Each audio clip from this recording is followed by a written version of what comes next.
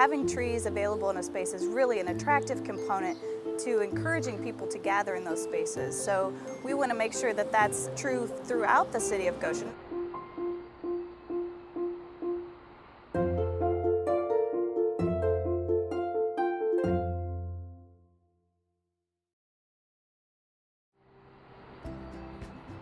One of the things we recognize is the economic value of trees.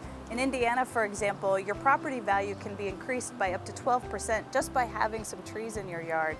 Our trees, capturing nearly 20 million gallons of rainwater, allows the city to save $537,000 each year, money that would otherwise have to be spent to treat that water. That money is then available to the city for other projects. Research shows that when people feel comfortable in a shaded area, they're more likely to spend more time, and that seems kind of obvious, but we see that happening on a regular basis in our downtown district.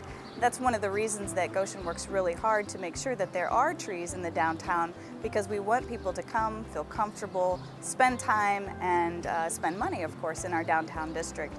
And so having these historic buildings alongside really mature trees, we feel like will create the optimal downtown experience for visitors and for businesses alike. When there are trees in an economic district like our downtown, people come from further away, they stay longer, and they spend up to 9% more for similar goods than compared to a similar economic district without trees. And so that investment in our tree landscape ultimately benefits our merchants in the downtown district.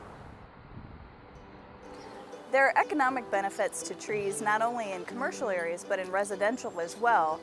In some obvious ways, trees enhance the aesthetic value of your home and improve the curb appeal of your property. They also provide shelter from the elements, so in the summer you don't have to pay as much for cooling costs if you have a tree providing shade. I moved into 311 East Douglas in 2000, and there was no trees at all in front of my house.